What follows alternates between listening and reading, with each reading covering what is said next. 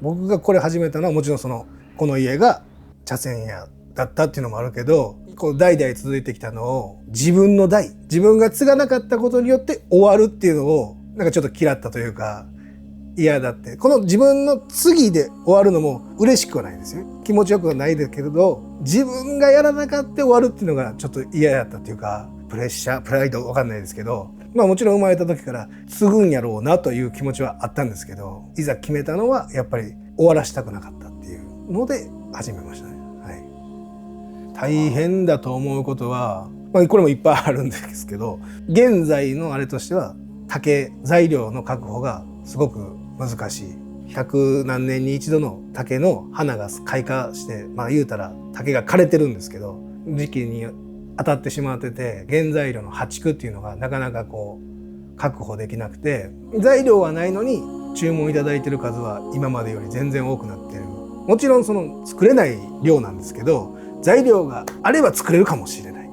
けど、その材料もなかなかないっていうのが今辛い。だからもう来年再来年の竹が入ってくるか入ってこないかなんていう約束はないんで、それはもう毎年毎年竹屋さんにお願いしますっていう時に頑張ってみるわって言ってもらえたらホッとするし、もうあかんぞって言われたら僕ら茶筅作れるけど材料なかったら何もできないんで、その時にどうなるかっていうしんどさ、注文いっぱいもらってるのに出しきれないっていう辛さもあります。だから歯がゆい感じしますね。だからそういうのもあって、まあいろいろみんなで探りやって作ってますね。はい。高山茶筅ってもともとは550年ぐらい前、室町時代に奈良に正明寺ってお寺があったんですね。でここに高山城ってお城があって、そこの次男の高山宗節さんと正明寺の村田寿光さんとかいて、この村田寿光さんっていう方がお抹茶の葉を細かくしてそれを攪拌して、飲むみたいなことを考えはって、仲良かった高山宗節さんのところに来た時に何かこう攪拌する道具ってないかなみたいなになって、こうぐるり見回した時に竹がいっぱいあったと、この地に。ほんでこの竹を使って何か作れへんかって言ってできたのが高穂っていう茶筅なんですけど、作ってたんですけど、その高山城っていうのが没落したんです。なくなって、その時の家臣家来ですよね、16名いたらしいんですけど、その人たちが僕たちの多分ご先祖さんなんです。お仕事がなくなるから16人にだけは茶筅作りをしていいという許可が出て、その16名からの残りが僕たちのあれでこの地で高山茶筅が残ったんですけど、外になかなか出なかったのが一子相伝、その16名の人たちの長男にしか教えない。で次生まれてきたたちの長男にしか教えない。娘さんたちに教えると、結婚して嫁いでその場でやられたら高山じゃないところに流出しちゃうとかいうのもあったし、あともう一つ偉いなと思ったのが、基本的に口伝、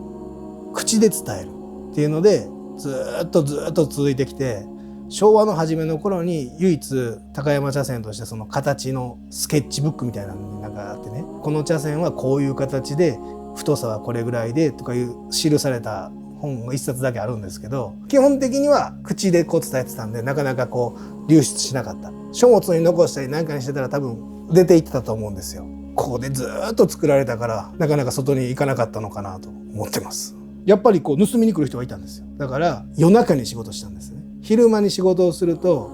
お客さんとしてこうファラーって来てやってんのを見に来はったら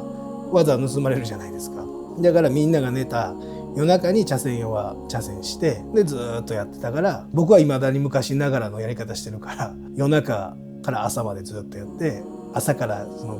体に悪いけど昼ぐらい前寝て